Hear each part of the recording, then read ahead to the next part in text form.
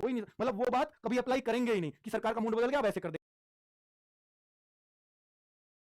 हमारे फेवर में फिर वो बात नहीं होनी। अगर आप ये सोचते हैं कि आपके ट्विटर अभियान से आपको आयु में छूट मिल जाएगी, तो आप बहुत गलत सोचते हैं। आपको फिर कुछ भी नहीं पता सरकार के बारे में, ठीक है। जिस बात के लिए विधानसभा में साफ साफ खड़े होकर मना किया गया है, तो वो तो माननी ही नहीं है इनको, ठीक है।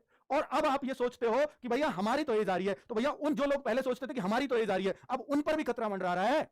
अब जब जनवरी में फॉर्म आए तो सबने सोचा मेरी तो आ गई, अब मैं इनका क्यों साथ दूं, पर उनको नहीं पता था कि साल ही वैकेंसी नहीं आएंगी। तो अब वो लोग बड़े चिंतित हैं कि अगर इस साल वैकेंसी नहीं आई, अगले साल आई, तो मैं ओवरेज हो जाऊंगा, क्योंकि 2023 में आई तो 1 जुलाई 2023 को ही एज मांगी जाएगी। लेकिन सरकार को क्या और ज्यादा फॉर्म आएंगे। क्यों आएंगे ज्यादा? क्योंकि नए बच्चे आ जाते हैं उसमें। भाई 10वीं 12वीं ज्यादा लोग कर रहे, इतने ओवरेज नहीं हो रहे, सही पूछो तो सरकार को क्या चाहिए? ज्यादा फॉर्म। ज्यादा फॉर्म से उनकी थोड़ी वाह हो जाती है, इतने फॉर्म, इतना एग्जाम करा दिया। तो मैं उस बात को कह रहा हूं, तो उन पर फर्क नहीं पड़ता कि आप ओवरेज हो रहे हो। उनको दिख रहा है ज्यादा लोगों को फायदा दिया है फार्म भरवा के, नौकरी देके नहीं। चलिए, तो अगर भर्ती आई तो एग्जाम के लिए कितना समय मिलेगा, ये बहुत बड़ा सवाल है बच्चों। अगर इस साल भर्ती आई, जिसके चांसेस बहुत कम है, तो एग्जाम के लिए हो सकता है आपको 4 महीने मिल जाए, 5 महीने मिल जाए। लेकिन अगर ये जून में तक लेके चले गए, ये भी संभावना है अगर आप सोचो तो। जून मई जून तक भी इस भर्ती को खींच सकते हैं फॉर्म में 2023 में। तो फिर आपको 2 महीने देंगे एग्जाम के, मुश्किल से 1.5-2 महीना, ठीक है। तो वो वहां तक खींचने की संभावना नहीं, क्योंकि इतना आनंद फानंद में काम करेंगे नहीं। तो फिर भी जो मुझे मोस्ट प्रोबेबली लग रहा है, ये जनवरी फरवरी तक खींचने के इसमें मूड में है।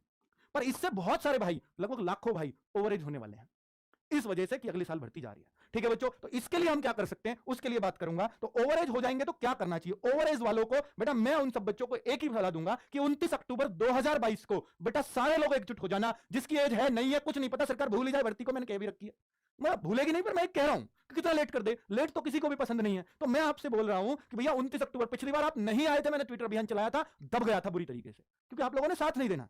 तो मैं आपको कहूंगा कि आप जहां भी पढ़ते हैं, सभी टीचर्स, सभी जो भी बच्चे कर सकते हैं, अपने टीचर्स से रिक्वेस्ट कीजिए। मैं भी इस प्लेटफॉर्म से सभी टीचर्स से रिक्वेस्ट करूंगा, अपना आपसी ईगो बुला करके सभी लोग एक साथ आ जाएं। 29 अक्टूबर यूपी पुलिस कांस्टेबल के लिए एक बड़ा ट्विटर अभियान छेड़ने वाले हैं बच्चों। और बाकी टीचर्स अगर कभी भी चलाएं तो हम तैयार हैं, हम उनके साथ बिल्कुल, जब भी यूपी पुलिस पे ट्विटर अभियान चलेगा तो हम साथ खड़े मिलेंगे आपको, ठीक है।